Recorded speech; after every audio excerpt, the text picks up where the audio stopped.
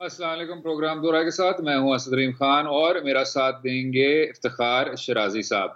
अदालत उज़्मा ने supreme court justice काजी फायज ईसा साहब की आईनी दरख्वास्त को मंजूर करते हुए उनके खिलाफ सुप्रीम जुडिशल काउंसिल में जो रेफरेंस पेंडिंग था उसको कलादम करार दे दिया है और मुस्तरद कर दिया है। फैसला मुतफ़िका था, लेकिन उसके बाद फिर एक 7 जजों की अक्सरियत ने यह भी फैसला किया कि तमाम रिकॉर्ड को एफबीआर के जानिब मुंतकिल कर दिया जाएगा और फिर उसके बाद एक मखसूस टाइमलाइन में रहते हुए एफबीआर सुप्रीम जुडिशल काउंसिल को अपनी कार्रवाई का जो भी नतीजा है वो प्रेजेंट करेगा, जिसके बाद फिर सुप्रीम जुडिशल काउंसिल उस पर अज खुद एक्शन ले सकेगी। जनाब शराजी साहब, दोनों जानिब अगर आप देखें तो एक तो बार एसोसिएशंस ने भी कहा कि हम योम तशक्कुर मनाएंगे और ये बहुत बड़ा एक ना सिर्फ एक बहुत बड़ा फैसला है, लैंडमार्क फैसला है, लेकिन आज़ादी अदलिया के लिए एक खुश आइन दिन है। दूसरी जानिब आप देखेंगे कि वफाकी हुकूमत ने भी यही कहा कि अदालत उज़्मा का फैसला उनके लिए तसल्ली बख्श है और वो कोई एक आउटकम की तरफ नहीं बढ़ रहे थे, लेकिन उनका शुरू से यही गुजारिश थी उनकी कि सुप्रीम जुडिशल काउंसिल हरकत में आए। किस तरह आप देखते हैं शराजी साहब? बिल्कुल। एक तो यह कैसा मेरे हिसाब से बड़ा एक बैलेंस्ड फैसला है और एक तो और दूसरी बात यह है कि कम से कम हमें ये कहीं सुनने से नहीं मिला कि अदालती इदारा जो है वो एक दबाव का शिकार है। जजेस की तरफ से इस तरह का कोई गिला शिकवा नहीं किया गया कि वो दबाव का शिकार, उनके ऊपर दबाव डाला जा रहा है या कोई मनपसंद फैसला लेने के लिए कुछ किया जा रहा है। तो मैं समझता हूँ कि उस हिसाब से बड़ा एक बैलेंस्ड फैसला है। लेकिन यह है कि मेरी नाकिस राय में मेरी कोई लॉ के ऊपर बहुत बड़ी अथॉरिटी नहीं है, मैं एक बड़ा तालिब इल्म सा हूँ, रादर ये आपका एरिया ऑफ एक्सपर्टीज है। तो मैं समझता हूँ कि अभी सवाल भी बाकी है और उसका जवाब भी आना बाकी है। इस हद तक तो बिल्कुल ये बात मान ली गई है कि बराह रास्त अगर ये रेफरेंस अदालती जस्टिस काजी फाजिज़ा साहब के खिलाफ था तो शायद ये नहीं बनता था, बादी नज़र में ऐसा नहीं होना चाहिए था।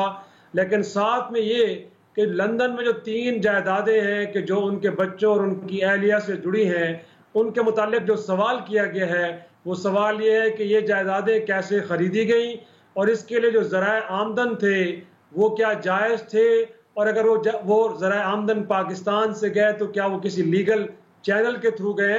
तो मैं समझता हूँ कि ये सवाल अपनी जगह पे अभी तक बाकी है और यकीनी तौर पे जब आज का ये फैसला आया है और उसके अंदर भी बड़े वजाहत के साथ ये कहा गया है कि अब ये मामला एफबीआर को गोया कि एक राइट फोरम है। पिछली समातों में ये बार बार 10 रुकनी बेंच की जानिब से भी ये सवाल उठाया गया कि जो मुनासिब फोरम था, क्योंकि ये टैक्सेस के मामला थे, गोशवारों के मामला थे, इस मामले को एफबीआर के पास जाना चाहिए था। रादर ये कि एसेट रिकवरी यूनिट इस सारे मामले को देख रहा था। तो मैं समझता हूँ कि बेहतर फैसला हुआ है कि अब राइट फोरम पे भेजा गया है और उसके साथ एक टाइम फ्रेम भी दे दिया गया है, गोया कि 60 दिन का वक्त है जिसमें सारे मामले को एफबीआर ने देखना है और फिर उनकी रिस्पॉन्सिबिलिटी लगाई गई है कि वो इसको एक मुफस्सल जवाब की शक्ल में सुप्रीम कोर्ट में जमा कराएंगे और फिर ये सारा मामला दोबारा सुप्रीम जुडिशल काउंसिल के सामने जाएगा। और मैं समझता हूँ असद, क्योंकि आपकी लॉ का एक बैकग्राउंड है, तो मैं कहूँगा कि जो बिलखसूस पैरा 9 है, 9वां नुक्ता जो इस जजमेंट का है, उसको आप एलेबोरेट करें कि बुनियादी तौर पे अब आगे क्या होने जा रहा है। जनाब ये बहुत ज्यादा अच्छा सवाल किया है आपने, लेकिन जो ऑब्जर्वेशंस किए गए थे कि एहतसाब के नाम पर बहुत कुछ हो रहा है, वो आप देखेंगे कि जिन जज साहिबान ने वो ऑब्जर्वेशंस किए थे तो उनका उस 7-3 वाला जो फैसला था कि क्या हमें एफबीआर की तरफ इसको भेजना चाहिए कि नहीं, उनका इख्तलाफी नोट से ताल्लुक है। तो क्या जो एहतसाब के मुतालिक बात की गई है वो शायद तफसीली फैसला में हो सकता है कि नहीं हो सकता, इसको देखना होगा कि क्या वो अक्सरियत वाली राय का हिस्सा है कि नहीं, लेकिन फिलहाल वो मुश्किल लग रहा है। बहरहाल तफसीली फैसला पढ़ेंगे तो पता चलेगा। इसमें कोई शक नहीं है शराजी साहब कि आपने कलादम करार तो दिया है रेफरेंस के प्रोसीजर को, और इससे पहले कि हम आए कि एफबीआर में क्या होगा, आने वाले दिनों में क्या कुछ देखने को मिलेगा, हुकूमत वक्त को जरूर इस फैसले की रोशनी में अपना प्रोसीजर दुरुस्त करना चाहिए कि इससे पहले कि हम इतने संजीदा इल्ज़ामात लगाएं किसी भी जज पर भी, तो जो आपका प्रोसीजरल एलिमेंट है उसको आप पूरी तौर पर फॉलो करें, ताकि एक बार फिर इस चीज के शिकार ना हो। इसी पर वक्फा लेंगे, वक्फे के बाद गुफ्तगू जारी, रहिएगा हमारे साथ।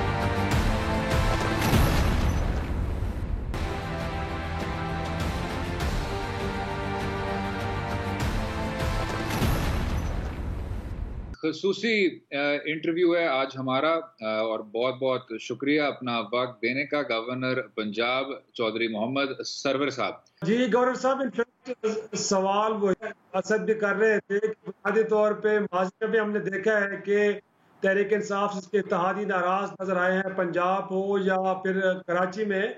लेकिन अब बीएनपी मैंगल तो बिल्कुल वाज़ेह ऐलान कर चुकी है कि उनके साथ जो कमिटमेंट्स थी वो पूरी नहीं हुई और रास्ते जुदा किए जा रहे हैं। तो आपको लगता नहीं है कि उनकी जो डिमांड्स बड़ी जायज थी और फिर ये है कि उसको खुददिली से कबूल भी किया गया, लेकिन पिछले 2 सालों में शायद उसको उस तरह फोकस नहीं किया गया?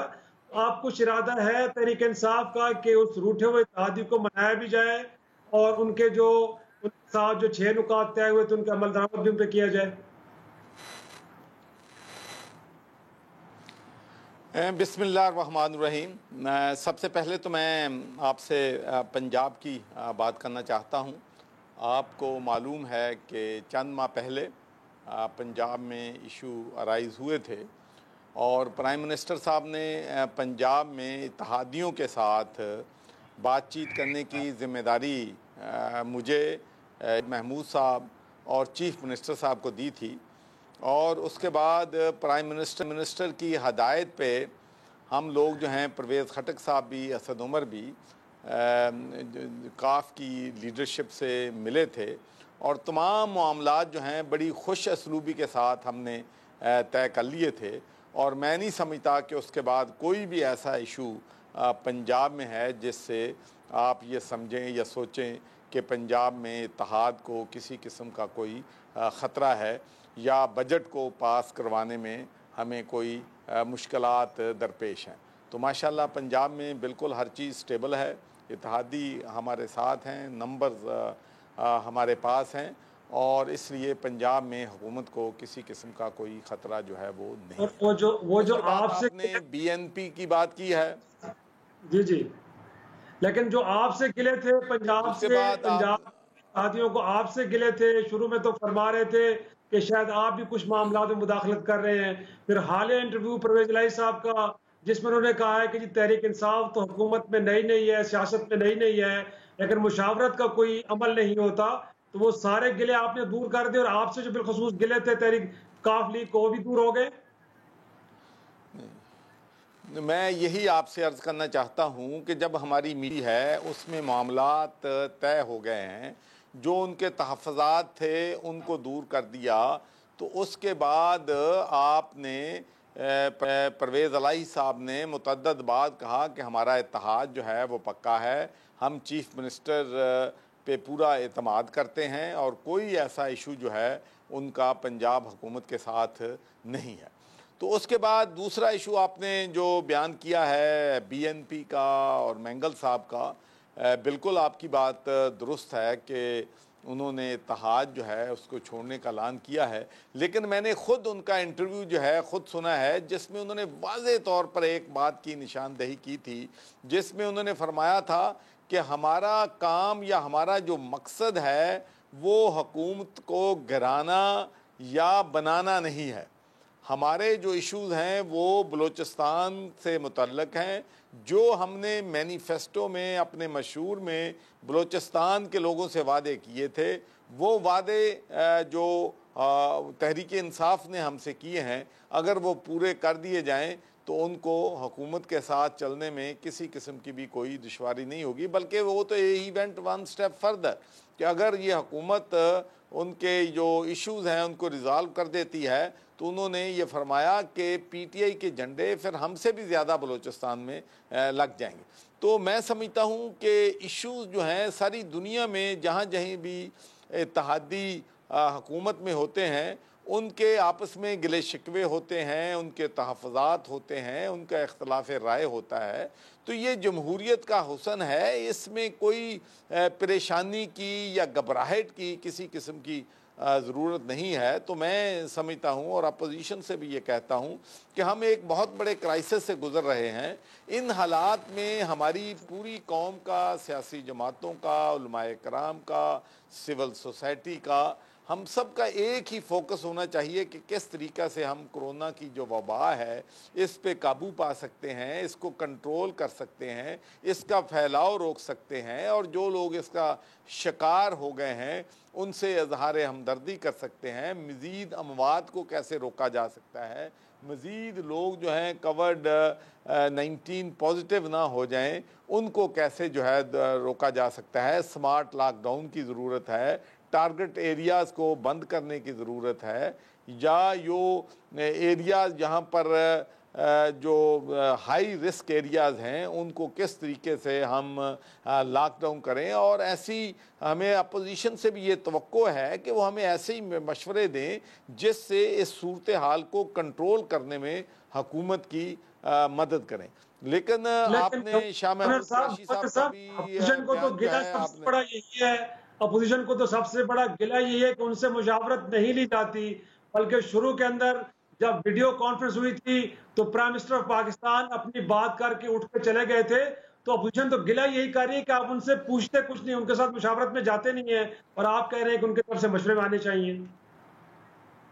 देखें, मैं अर्ज करूं, जो NCOC की मीटिंग होती है डेली, उसमें तमाम जो सूबाई हुकूमतें हैं उनके रिप्रेजेंटेटिव उस मीटिंग में होते हैं। उसमें जो नेशनल डिज़ास्टर मैनेजमेंट अथॉरिटी है उनके रिप्रेजेंटेटिव होते हैं। उसमें वहाँ के हमारे जो हेल्थ के रिप्रेजेंटेटिव हैं वो होते हैं। वो डेली डिस्कशन होती है, डेली लाए अमल तैयार किया जाता है। तो ये ऐसी कोई बात नहीं है कि तहरीक इंसाफ जो है किसी मुशावरत पे यकीन नहीं करती या लोगों के साथ मुशावरत नहीं कर रही। हम तो सिर्फ ये कहते हैं, और हम भी बार बार लोगों से अपील करते हैं कि खुदा के लिए देखें, ये जो सियासी पॉइंट स्कोरिंग है इसके लिए बड़ा वक्त पड़ा है। अगले 2-3 महीने इस मुल्क के लोगों के लिए, इस मुल्क की मईशत के लिए बहुत ख़तरनाक हैं। हमें सोचना है कि in the best interest of the people कौन सी पॉलिसीज़ हैं हम जो अडॉप्ट करें, किस तरीके से हम कोरोना वायरस जो है इसके फैलाव को रोकें। और सबसे बड़ा जो डेंजर है वो ये है कि जो हमारे डॉक्टर्स हैं, जो हमारी नर्सेज हैं, जो हमारा तिब्बी अमला है, जो अपनी जान को ख़तरे में ढाल कर हम लोगों की हिफाजत कर रहे हैं, हमारी जानें बचाने की कोशिश कर रहे हैं। तो मैं समझता हूँ the least they expect from our nation, from the political leadership, कि हम इस मौके पे यूनिटी का मुजाहरा करें और इस इशू को डील करने के लिए जो भी लाया अमल है मुश्तरका तौर पर अडॉप्ट करें।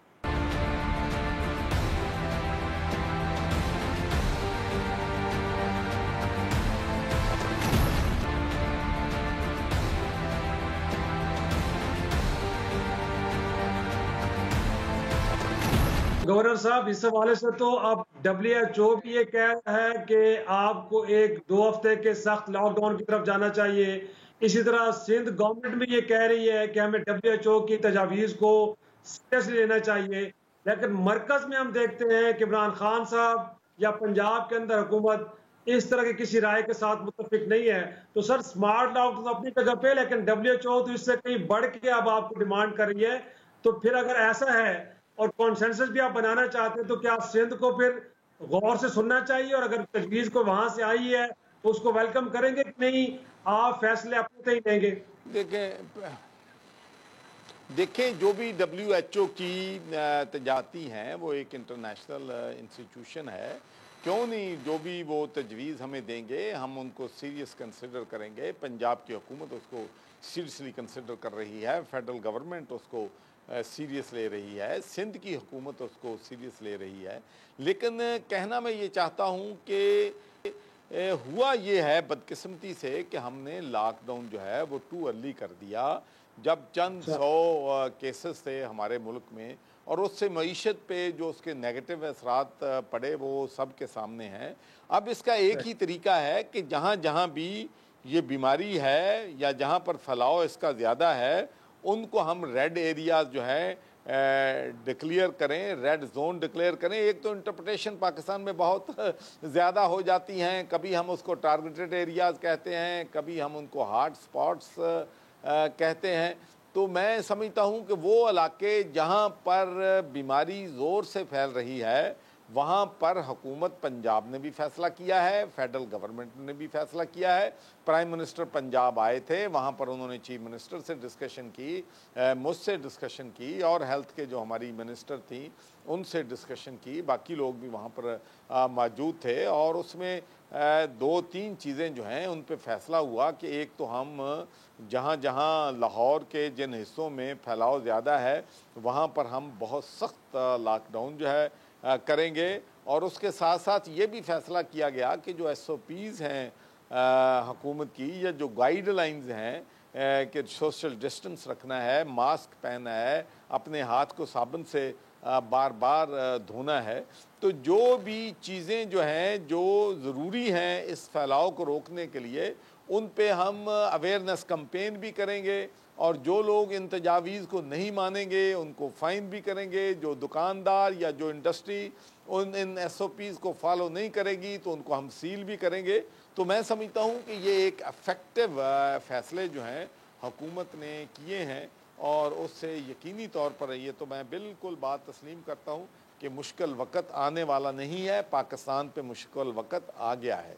और अब हमारे अपने डॉक्टर्स, हमारी नर्सेज, हमारा तिब्बी अमला जिन्होंने हमारी हिफाजत करनी है वो भी इससे मुतासर हो गया है, उनकी फैमिलीज मुतासर हो गई हैं। तो ये एक इंतहाई ख़तरनाक सूरत हाल है, और बहसीत कौम हमें यूनिटी के साथ, एक सोच समझ के साथ, एक स्ट्रेटजी के साथ इस मुसीबत से, इस वबा से जान छुड़ाने के लिए अपना अपना किरदार जो है अदा करना है।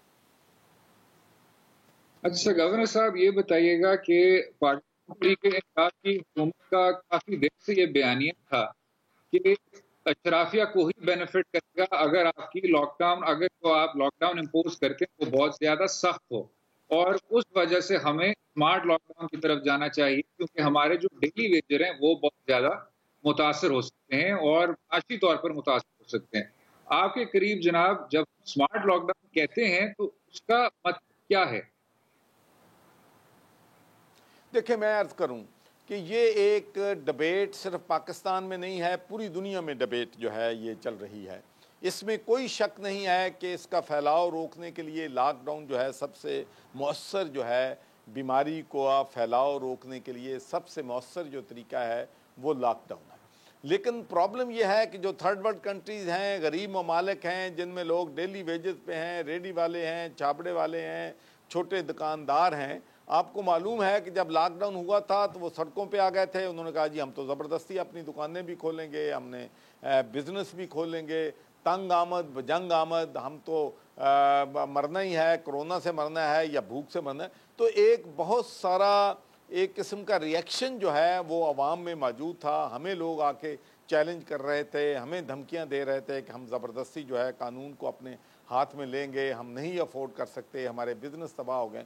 तो इसके लिए मैं समझता हूँ कि ये एक बहुत ही मुश्किल सिचुएशन है कि इसका हुकूमत को एक बैलेंस करना है, इसलिए कि हम ये भी नहीं अफोर्ड कर सकते। हम ये समझते हैं कि जितनी जल्दी हम पीक पे चले जाएं, और जब पीक से आप नीचे आना शुरू हो जाते हैं तो आपका जो ख़तरा होता है कि आपका जो हॉस्पिटल हैं, आपका जो तिब्बी अमला है वो प्रेशर नहीं ले सकेगा, हस्पताल ओवरवेलम नहीं हो जाएंगे, बेड्स में मरीज़ों के लिए जगह होगी। सबसे बड़ा ख़तरा तो यही है कि लोग अगर ज़्यादा तादाद में मरीज़ होंगे, अस्पतालों में जगह नहीं होंगी, तो एक बहुत बड़ा एक मसला जो है हमारी हुकूमत के लिए, हमारे अवाम के लिए खड़ा हो जाएगा। इसलिए कि जो शख्स भी बीमार होता है वो एक्सपेक्ट करता है कि जब वो अस्पताल में आए तो उनके लिए बेड्स भी होनी चाहिए, उनके लिए वेंटिलेटर्स भी होना चाहिए, उनके लिए ऑक्सीजन भी होनी चाहिए। तो ये बहुत बड़े चैलेंजेस हैं, और मैं समझता हूँ कि कोई भी दुनिया का मुल्क इस वबा के लिए तैयार नहीं था। ये अनएक्सपेक्टेड पूरी दुनिया के लिए एक मसला बन गया है, हमला हुआ है। लेकिन जिन मुल्कों में पीक पे जाके नीचे आना शुरू हो गया है वहाँ पर इकोनॉमिक एक्टिविटी अब शुरू हो गई है। हमारा बदकिस्मती से अभी पीक जो है वो शुरू अभी हम उस लेवल पे नहीं पहुँचे हैं। तो इसलिए हमारा जितना भी फोकस है और हुकूमत का फोकस भी होना चाहिए। आपको मालूम है कि जब ये वबा शुरू हुई है तो मेरा ख्याल है कि टेस्टिंग कैपेसिटी जो थी हमारी 4-5 हज़ार थी पूरे पाकिस्तान की, अब माशाल्लाह 50,000 तक हमारी कैपेसिटी जो है ये कोरोना टेस्ट की है, और अनकरीब ये कैपेसिटी 1 लाख तक जो है वो पहुंच जाएगी। मुल्क में वेंटिलेटर नहीं थे, उनका इंतज़ाम किया, मुल्क में मास्क नहीं थे, सैनिटाइज़र नहीं थे, पीपीईज नहीं थे। तो अब माशाल्लाह हमारी इंडस्ट्री ने और हमारे लोग माशाल्लाह बड़े इनोवेटिव हैं कि इन्होंने अब ये चीज़ें बना के मेडिकल इक्विपमेंट की बाहर भी एक्सपोर्ट करना शुरू जो है कर दी हैं। और ये ओल्ड सेइंग है कि necessity is the mother of invention, ज़रूरत ईजाद की माँ है। और मैं तो ट्रिब्यूट पे करता हूँ हमारी तमाम यूनिवर्सिटीज़ को भी, हमारे जो साइंस डिपार्टमेंट्स हैं या हमारी जो बिज़नेस कम्युनिटी के लोग हैं कि वो बड़े इफेक्टिव से ना उन्होंने अपने आप को इन चीज़ों में खुद कफील बनाया है, बल्कि हम इस काबिल भी हो गए हैं कि जो मेडिकल इक्विपमेंट जो हैं या रिलेटेड मेडिकल चीज़ें हैं उनको हम बाहर की दुनिया के मुल्कों में एक्सपोर्ट भी कर रहे हैं। गवर्नर साहब, इनफैक्ट जो सबसे बड़ा एक एतराज़ तहरीक इंसाफ हुकूमत पे आ रहा है कि तमाम शोबों के लोगों के साथ प्राइम मिनिस्टर ऑफ पाकिस्तान मुशावरत कर रहे हैं, अगर नहीं कर रहे तो हेल्थ एक्सपर्ट के साथ नहीं हो रही। अमेरिका के अंदर भी उनका प्रेसिडेंट कम से कम हेल्थ के एक्सपर्ट्स के साथ बैठ के फैसले करता है। पाकिस्तान में अभी तक हेल्थ एक्सपर्ट्स को एंगेज नहीं किया गया, और ईद से पहले डॉक्टर्स बार बार कहते रहे कि लॉकडाउन नहीं उठाना चाहिए, इसको बरकरार रखना चाहिए, लेकिन उनकी बात नहीं सुनी। तो आपका क्या ख्याल है कि अभी भी वक्त है कि हमें हेल्थ एक्सपर्ट्स को सुनना चाहिए और जैसे वो कहें उसके अकॉर्डिंगली हमें फैसले लेने चाहिए? बिल्कुल, मैं समझता हूँ कि ये हमारी हुकूमत में ज़िम्मेदारी है कि हम तमाम स्टेक होल्डर्स जो हैं उनकी बात सुने, और ख़ासकर जो फ्रंट लाइन पे जो लोग जो हैं अपनी जानों को ख़तरे में डाल के हमारी जानें बचाने की कोशिश कर रहे हैं, उनके व्यूज़ को हम सीरियस ले रहे हैं। और हमने पंजाब में भी तमाम हमारे जो मेडिकल कंसल्टेंट्स हैं, जो हमारे डॉक्टर्स हैं, आपको मालूम है कि हमारी तो हेल्थ मिनिस्टर जो हैं वो खुद जो हैं डॉक्टर्स हैं, तो डॉक्टर्स से तमाम जो लोग हैं उनसे मशावरत जो है, मशावरत के बाद ही फ़ैसले जो हैं वो किए जाते हैं।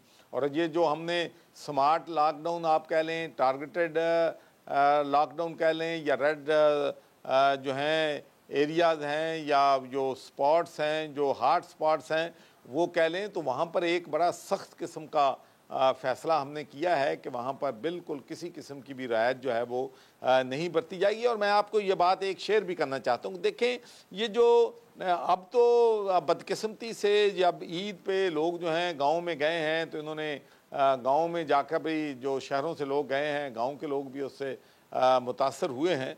तो शुरू में तो लाहौर और गुजरांवाला और चंद डिस्ट्रिक्ट जो हैं उनके बगैर वहाँ पर जो है बिल्कुल नॉमिनल थी। और मैं समझता हूँ कि ये जो लॉकडाउन का आइडिया है ये सिलेक्टेड एरियाज़ में बिल्कुल होना चाहिए और ये सख्ती के साथ होना चाहिए इससे। और मैं समझता हूँ कि यही WHO जो है वो भी यही हमें तजवीज़ दे रही है, हमारे डॉक्टर्स भी यही तजवीज़ दे रहे हैं कि जहाँ जहाँ मुमकिन है, जहाँ जहाँ फैलाव तेज़ी से हो रहा है वहाँ लॉकडाउन करें, और वो हम कर रहे हैं। डॉक्टर्स की एडवाइस को और WHO की एडवाइस को हम सीरियसली ले रहे हैं। ठीक सर, आपको इंटरप्ट कर रहा हूं, इसी पर वक्फे के बाद गुफ्तगू जारी रहेगी। स्टे विद अस।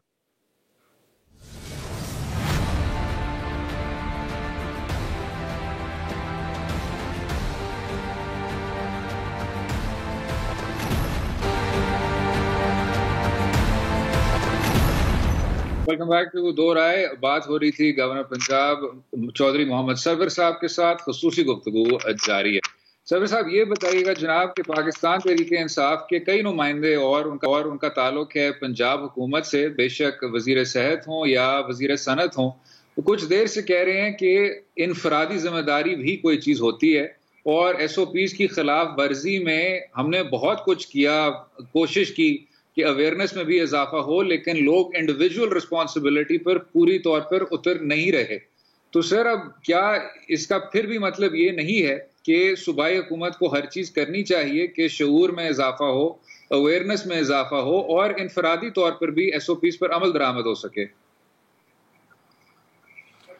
देखिए, ये बहुत अहम बात आपने की है। पहले तो मैं आपसे ये कहना चाहता हूँ कि जो मेरा तजर्बा है 40 साल का सियासत में, मुझे तो दुनिया का कोई मुल्क या एक कौम भी ऐसी मैं नहीं जानता जो प्यार से कानून पे अमल करते हों, प्यार से प्रोटोकॉल्स को ऑफर करते हैं और प्यार से जो है कानून ना तोड़ते हों। तो सारी दुनिया में कानून का मतलब यही होता है कि जब आप उनको सज़ाएं देते हैं, उनको बताते हैं कि जुर्माना होगा, सज़ा होगी, तो आप सख्ती करते हैं, तो फिर ही लोग जो हैं वो चीज़ों को इम्प्लीमेंट करते हैं। पहले तो मैं आपको ये कहना चाहूँ, this is my point of view and this is what I am saying consistently since covid has started. हाँ, हुकूमत का ये फ़र्ज़ है और ये फ़र्ज़ हम अदा करने की पूरी कोशिश कर रहे हैं कि लोगों को अवेयरनेस कैंपेन हुकूमत भी चलाए। और मैं ये समझता हूँ और मीडिया को मैं ये क्रेडिट देना चाहता हूँ कि मीडिया ने इस कैंपेन में भरपूर किरदार अदा किया है।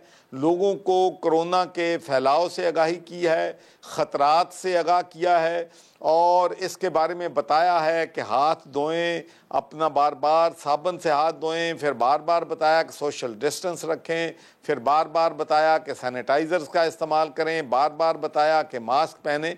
लेकिन ये बात बिल्कुल आपकी दुरुस्त है कि अवाम ने हुकूमत के जो SOPs हैं या गाइडलाइंस हैं या मीडिया ने जितना एजुकेट करने की कोशिश की है, उसमें बहुत से लोगों ने इस पे अमल भी किया है, लेकिन बहुत से लोगों ने इस पे अमल भी नहीं किया है, जिसकी वजह से यकीनी तौर पर इसका फैलाव जो है उसमें इजाफा हुआ है। तो अब मैं समझता हूँ कि हुकूमत की अब जिम्मेदारी है कि अगर लोग प्यार से नहीं मानते तो फिर कानून को हरकत में आना पड़ेगा। फिर हमें सख्ती जो है उसके लिए बिल्कुल इंडस्ट्री मिनिस्टर साहब भी ठीक कह रहे हैं और यास्मीन राशिद भी ठीक कह रही हैं कि अब जुर्माना भी होगा, जो दुकान SOPs को फॉलो नहीं करेगी उस दुकान सील भी होगी। इसलिए कि हुकूमत की अव्वलीन तरजीह है, जिम्मेदारी है कि लोगों की जानों को बचाना है, इस फैलाव को हर सूरत में रोकना है। तो अब मैं समझता हूँ कि पहले तो बदकिस्मती एक ये थी कि जब हम बात करते हैं तो फिर कुछ लोग हमारे जो हैं वो फ़ौरन बहाना ही डालते हैं कि ये बात फलां ने कह दी, इसको तनकीद का निशाना बनाओ। असल बात यह है कि 50 से 60% लोग तो पहले 2-2.5 महीने स्टेट ऑफ डिनाइल में थे। कोई कह रहा था ये अमेरिका की साजिश है, कोई कह रहा था ये तो मसाजिद में नमाज जो है पाबंदी से अदा ना करने की एक साजिश है। तो कोई सीरियस लोग जो है इस बात को मानने के लिए तैयार नहीं। कुछ लोगों ने ये प्रोपेगेंडा शुरू कर दिया कि हुकूमत ये कोरोना पॉजिटिव की जो फिगर्स हैं इनको बढ़ा चढ़ा के बयान कर रही है, क्योंकि महकमा सेहत से इंटरनेशनल जो है WHO से इनको 3,000 या 3,500 पर पेशेंट जो है कोरोना वो इनको ग्रांट मिलनी है। तो मैं समझता हूँ कि अब हमारी आंखें खुलनी चाहिए, हमें हकायक को तस्लीम करना चाहिए कि भाई नहीं, ये साजिश नहीं है, ये एक इशू है, ये एक बहुत बड़ी मुसीबत है। दुनिया के बड़े बड़े मुल्क, आप पाकिस्तान में तो आसान है कि हर चीज़ का ब्लेम जो है वो तहरीक इंसाफ पे डाल दिया जाए, इमरान खान पे डाल दिया जाए। भाई अमेरिका जैसा मुल्क जो है बेबस हो गया है, लाखों लोग वहाँ जान से हाथ डोल बैठे हैं, 20 लाख से ज़्यादा लोग जो हैं कोरोना पॉजिटिव हैं। इटली में आपने देखा, बरतानिया में आपने देखा, इंडिया में आप देख रहे हैं। तो ये कोई ऐसी बीमारी नहीं है जो सिर्फ पाकिस्तान में है, लेकिन हमें एज ए सिटीजन भी जिम्मेदारी का सबूत देना होगा। हमें अपने रवैयों को, अपने तौर तरीकों को, अपनी सोचों को बदलना होगा और कोरोना के हालात के मुताबिक अपने आप को एडजस्ट करना होगा। आप पंजाब हुकूमत की कारकर्दगी से कितने मुतमईन हैं और उसके जो सेलिएंट अचीवमेंट्स हैं फिलहाल क्या हैं? अब आने वाले दिनों में क्या कुछ देखने को मिलेगा? पहली बात तो यह है कि आपने पंजाब हुकूमत का बजट जो है वो देखा है। इंडस्ट्री बंद है, टैक्सेशन जो है वो कम हो गई है, आमदनी के ज़राए कम हो गए हैं, लेकिन इसके बावजूद कोई भी टैक्स जो है 1 रुपए का भी हुकूमत ने बढ़ाया नहीं है, बल्कि 56 बिलियन 56 अरब रुपए के टैक्सेस जो हैं उनमें छूट दी गई है। जो टैक्सेस हैं, छोटे हमारे गेस्ट हाउसेस हैं, हमारे शादी हॉल्स हैं या छोटी दूसरी बिज़नेस हैं, उनमें टैक्स जो है उसको कम किया गया है। और ख़ास पर कंस्ट्रक्शन इंडस्ट्री पे जो 5% से टैक्स कम करके 1% टैक्स जो है वो किया गया है। तो इन मुश्किल हालात में मैं समझता हूँ कि पंजाब हुकूमत ने जो बेस्ट पॉसिबल था वो बजट जो है वो पेश किया है। तो इसमें कोई शक नहीं है कि हालात बड़े मुश्किल हैं। कोरोना की वजह से मईशत को भी नाकाबिले तलाफ़ी जो है नुकसान पहुंचा है। और उसके बाद मैं आपको ये भी कहना चाहता हूं कि हुकूमत कोविड के सिलसिले में तैयारियां करनी थी। वेंटिलेटर जितने थे उनसे 3-4 गुना पहले से हमने इजाफा किया, जितने टेस्ट होते थे उससे 5-7 गुना इजाफा किया, जितनी बेड्स थी उससे कई गुना बेड्स जो हैं वो प्रोवाइड की। अब ऑक्सीजन और वेंटिलेटर और जितने भी चैलेंजेस हैं, PPEs के चैलेंजेस हैं, सैनिटाइज़र नहीं था, N95 मास्क नहीं थे। तो ये सारी चीज़ें जो हैं हम अपने डॉक्टर्स को भी सप्लाई कर रहे हैं, आवाम को भी कोशिश कर रहे हैं कि जितनी भी रिलीफ मुमकिन है। और उसके साथ साथ मैं आपको ये भी कहना चाहता हूँ कि and I am very proud of my business community and NGO जिन्होंने सही लीडरशिप पे इस मुश्किल वक्त में दिखाई है। और मैं आपको आखिर में ये बात बताना चाहता हूँ कि सिर्फ गवर्नर पंजाब हमारे हवाले से माशाल्लाह प्राइम मिनिस्टर रिलीफ फंड में 55 करोड़ रुपया जो है जो हमारे मुखैर हजरात हैं उन्होंने दिया है। और उसके बाद तकरीबन 4 अरब रुपया 400 करोड़ रुपए का मेडिकल इक्विपमेंट, उनमें सैनिटाइज़र्स हैं, उनमें मास्क हैं, उनमें वेंटिलेटर्स हैं, उनमें और बहुत सी जो PPEs हैं। तो ये चीज़ें, उसमें सोप है। तो ये चीज़ें लोगों ने हमें डोनेशन की हैं। और 13 लाख राशन हम पंजाब में और पाकिस्तान में माशाल्लाह 100 जो NGOs हमारे मेंबर हैं PDN के, पंजाब डेवलपमेंट नेटवर्क के, हमने 13 लाख ख़ानदानों में 1 महीने का राशन जो है माशाल्लाह जो है वो लोगों में तकसीम किया है। जी चौधरी मोहम्मद सरवर साहब, गवर्नर पंजाब, बहुत बहुत शुक्रिया शो में शामिल होने का, अपना कीमती वक्त देने का। उम्मीद है आपको आज का प्रोग्राम पसंद आया होगा। मुझे और शराजी साहब को अपनी राय से भी आगाह कीजिए और इजाजत दें। खुदा हाफिज।